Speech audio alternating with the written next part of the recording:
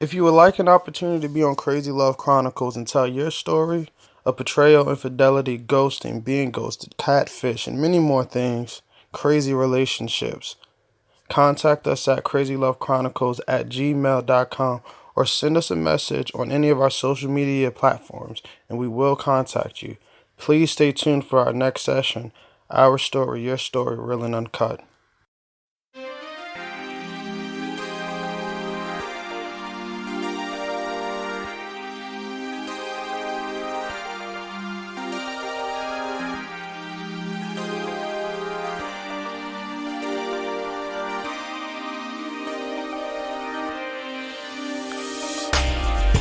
Hi, everybody. Thank you for joining us on Crazy Love Chronicles. I'm your host, Chanel Black. Today, I would like to introduce our guest, Renee. Hi, Renee. Hi. Thank you guys for having me. Awesome. We appreciate you. And so, Renee, you're telling us a story today where you were betrayed, where you were cheated on. Yes. Okay. So, how did you meet your partner that you're speaking of? So I met him, ironically, I met him in church. Okay. We went to the same church a long time ago, and when we first met, we connected. We started hanging out, and at that time, our church always encouraged people to connect with other people that they had things in common with. So we would connect with each other and try to do Bible studies and things like that. Of course, as we started spending more time with each other, we did less and less Bible studies. We really liked each other and really pursued a relationship with each other and eventually got engaged. Oh, wow. So the rest was history. Yeah. What was your first impression of him? He was sweet. He was caring. And for me, I have to be super transparent. I'm a product of a long line of women who, I guess, thrive off of being the one to take care of someone. Okay. So it's like, we really gravitate to people that, I guess, needy and, need our support, need our help. It's not to say that, we don't want someone to take care of us, but it's like, that's just our nature. That's just me. I'm very loving and caring and always want to help somebody. So that's like your love language. Yeah, exactly. When we started rocking with each other, eventually he and I moved in together. I had moved into my first apartment and he moved in with me. And then we started, just living together, and then he asked me to, marry him. So, it was just like all this little fairy tale things going on up in my head, like, oh, this is it, and when I was young, I was naive. I first time on my own, not first boyfriend, but, first time on my own, kind of doing everything myself. And then I got this guy that comes in and wants to share my life with me. And, we rocked with each other for a long time. And that's when things just started turning around. Okay. Well, how long would you say it took for you to actually become a couple? I guess the courting stage. The courting stage was like a few months. Okay. I'd say like 2 or 3 months. Okay, because when you know, right? Yeah, exactly.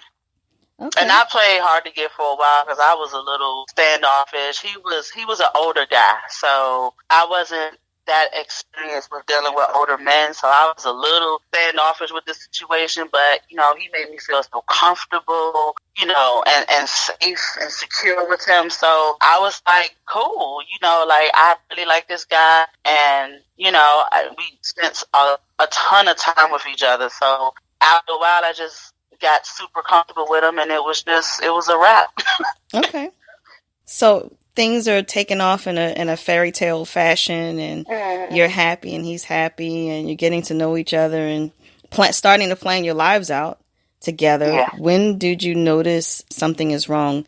Is it before you actually got to walk down the aisle together or after? So it was definitely before. We had never gotten married. And what had happened was we were in a relationship for roughly a year. It was going on into 2 years. He had some things with him, just some background story on him. He did some time. And so around the time that I met him, he was out of jail for like maybe a few months or so.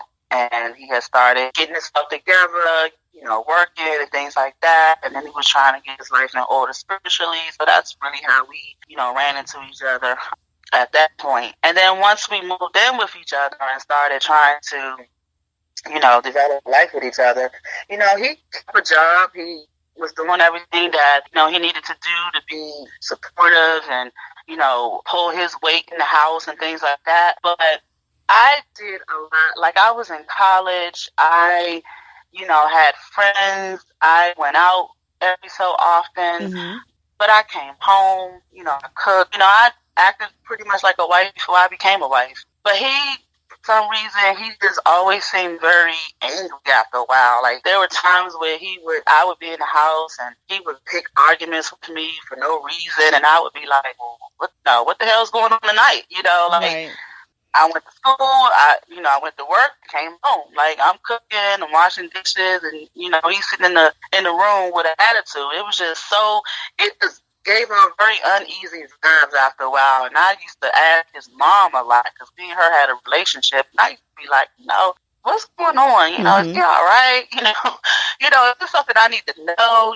Is it just the fact that he did time and maybe he just still got this jail mentality? I would always ask questions, and he just became a little angry about certain things, and I didn't know what it was. I know at the time that I moved out on my own, I was still a virgin. Okay. And I think I was about 23, and he was my first. So sex was interesting because it was new to me, but it was very much wasn't new to him. He had kids, very experienced in the bedroom.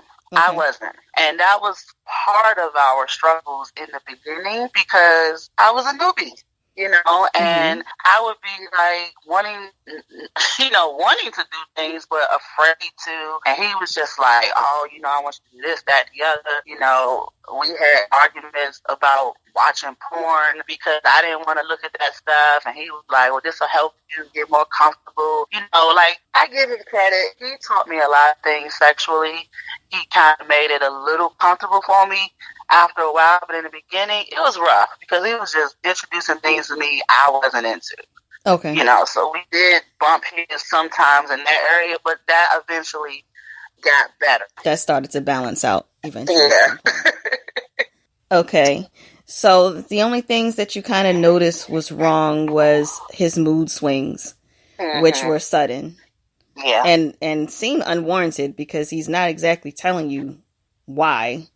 You exactly. just, they're just out of nowhere. And, you're working on the intimacy because you're, at two different stages. And eventually that balances out. So I definitely understand that. Do you at some point feel like he's doing things different? His routine is different. Like he must be talking to someone else. Did you start to look for those things because there were signs, or did it all of a sudden just fall into your lap one day, the information? So his routine did change a lot. I did notice that. It's funny you said that. Of course, sex had started balancing out, but I still felt like I wasn't enough for him. Mm-hmm. And that's common. He would say certain things to me like, you should dress a little more sexier, or, you should change your hairdo, or you should do this. Back then, I didn't really consider myself no fly girl. I went to church a lot and, came home and went to school and things like that. I really didn't party like that. I wasn't, out there like that doing a lot of the things that I do now. So I was a plain Jane, and he made it a habit to say that a lot. And it used to always bother me. And I'm just like, well, if I'm such a plain Jane, if you want me to spice it up a little bit, buy me something. You know what I'm saying? Take me shopping. Do something that's going to help me, not be so plain. But, those things never happen. So he started a new job where he was gone. He left out way earlier than I did in the mornings.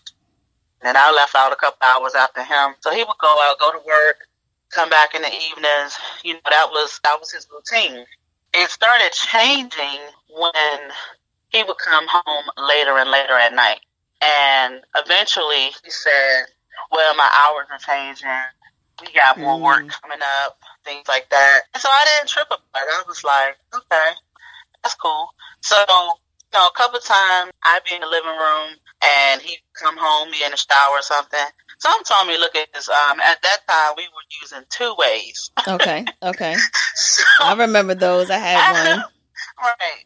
So I'm nosy. I was like, it was going off a couple of times, and I was like, I knew the 2-way was what he used primarily for work. So I checked it for him to see if it was something important or whatever. And then it was just like a bunch of conversation between him and a female that really wasn't about work.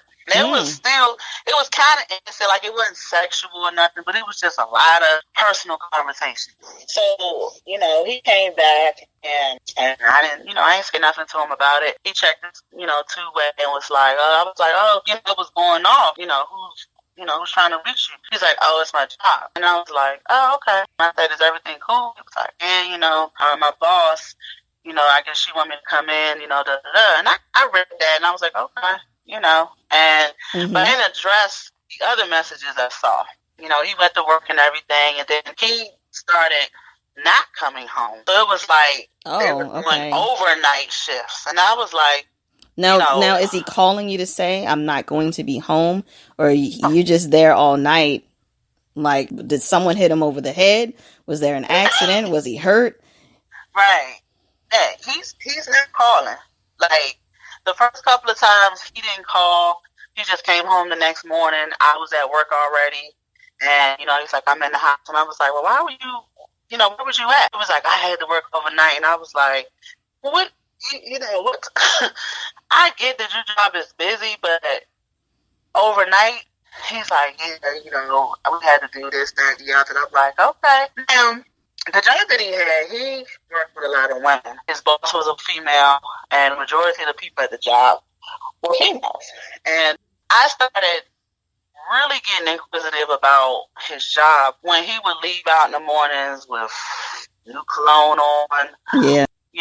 I'm like, dang, it's like 4:00 in the morning. You really spicing it up, going to work. Right. Like, who are you trying to smell good for? Yeah. So I'm just like, he already dressed nice, but he was just extra doing it up. And I was just like, okay. I noticed a lot. I was like, all right, I smell you, but, I'll see you when you get back. He's like, all right, cool. Well, a couple of times he did that. And I asked him one day, I was like, what's going on? Yeah. I said, you talking to somebody? Mm-hmm. And he's like, why would you ask me that? He would never answer yes or no, or, he always answered with another question. Right, which is basically telling you what it is. We had started having talks about having shared bank accounts and stuff like that. He'd always have asked me about that, and for a minute I was like, yeah, we can set that up. But when all of this started happening, I was like, I'm not doing that shit. Right.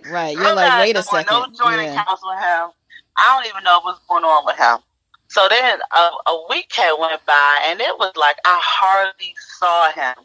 He would come home when I was at work, and then by the time I got home from work, he was already gone. So did he tell you anything else was wrong aside? Well, not even wrong, but anything else that he wanted differently aside from you dressing up a little bit more sexy? Has he said to you, I'm not happy, or anything else that you guys work on? Nothing. Okay. So he's not communicating. Not communicating at all. Okay. At all. Okay. So that week comes up and you hardly see him. I hardly see him. You know what? I'm going to take off today. I had some things I needed to do. I had some time. I had some leave. I was like, let me take off, run some errands, do some things around the house. I stayed home that day. And he came home because he didn't know I was off. And he was like, oh, what you doing here? I said, well, he was here, and if you come more, you know that I took off today.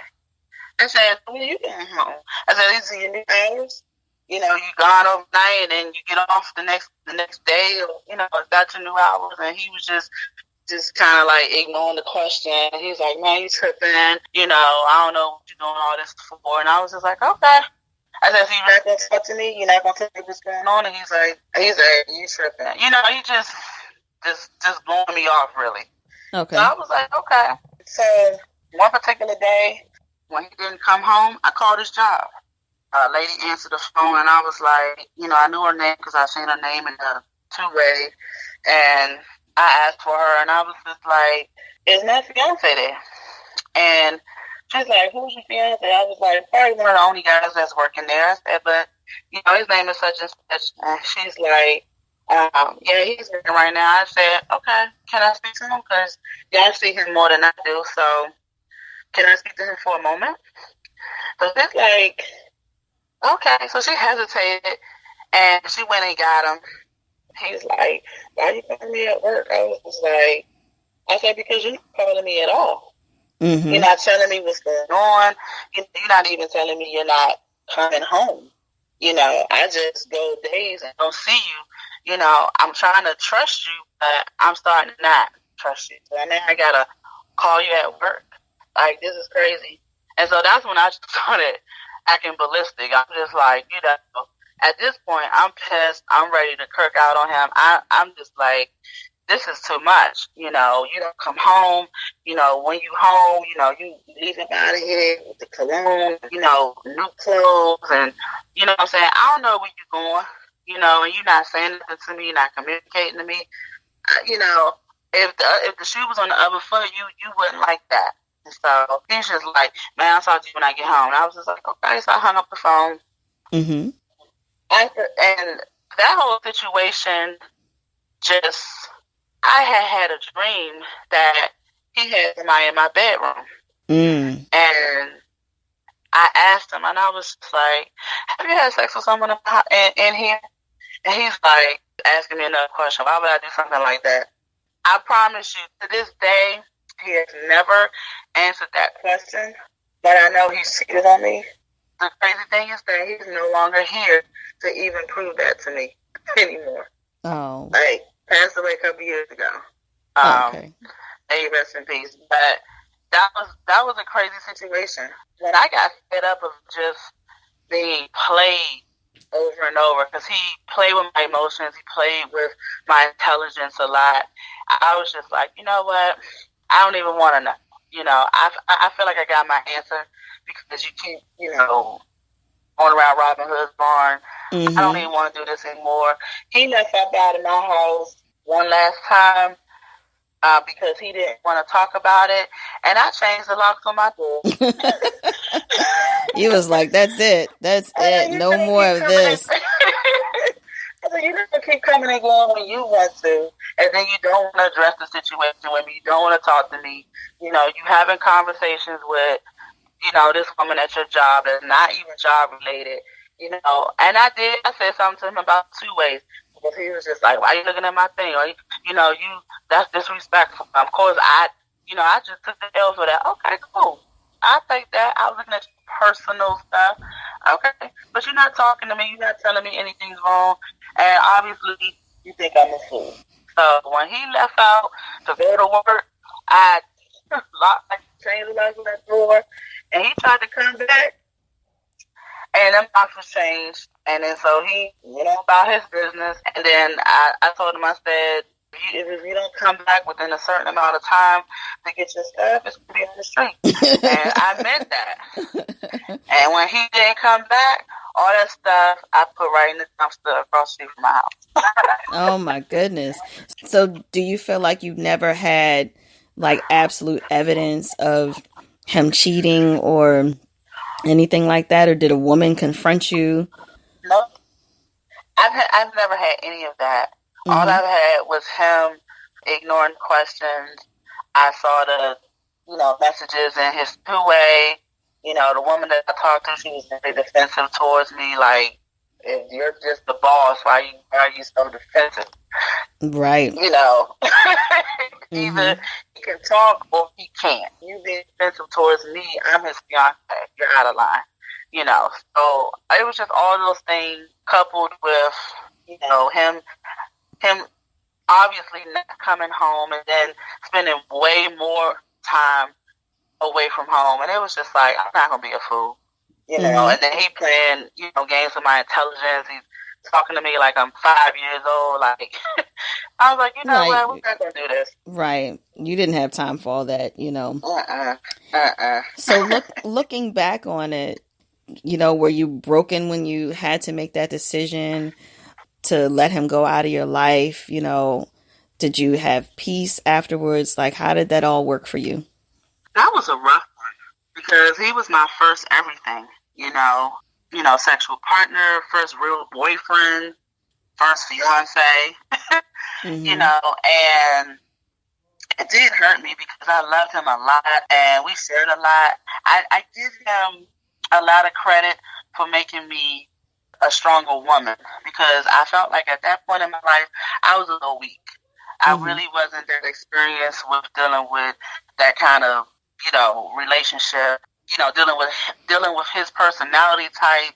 He could be aggressive at times and then other times he was almost bipolar sometimes. And could have been, you never know. Yeah, exactly. And, I give him credit just for making me a stronger woman, because can't nobody let no shit like that pass me nowadays. Right.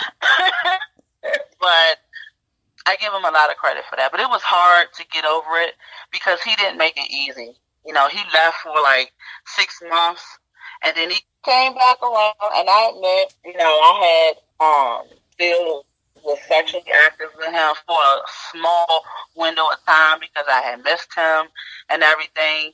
But I didn't take him back. Like he thought that meant, oh, we're back together, I'm moving back in. No, it was sex. He was just like, I have a need right now. Yeah, that was it. And he was upset. He was upset about that, but it is what it was. I was like, no, it was just sex. Like I'm glad, things are good. I guess you needed some time to get your shit together. He came back with the apologies and everything. Thank you. He's apologizing, but he's not specific in his apology. Not specific. I'm sorry, baby. I'm sorry I hurt you. And I'm like, did you cheat? He's like, I don't know why you keep asking me that. Like, why would I do something like that to somebody I love and this, that, and the other? I'm sorry, but did you feel that way? And I was just like, yeah, still trying to run circles around me. That's fine. I'm going to keep you at a distance, though. Right. So, of course, he came back and clothes at the house, and they were all in the trash, and that was good for me because I felt good about that. I was like, I told you when to come back. I meant what I said. I say what I mean, and I mean what I say. Right. After that, he kind of like, okay, she mean business. I'm not dealing with the little passive Renee like when I met. So he knew he couldn't come at me like he just wasn't going for the games. I got the sex every now and then, but that was all I wanted. Right. But I just couldn't go back to that. He called me every now and then, see how I'm doing and things like that. But I wasn't interested in rekindling nothing. Right. I understand. Renee, I want to thank you so much for your time and sharing your story. And we wish you and our listeners happiness, healing, and hope. And thank you, everyone, for tuning in. Thank you for tuning in to Crazy Love Chronicles. You can check us out on social media, Facebook, Twitter, Instagram. You can stay tuned to us on Spreaker, Spotify. You can watch us on YouTube, but please be sure to subscribe. Click the bell to be notified for future videos by Crazy Love Chronicles. Our story, your story, real and uncut.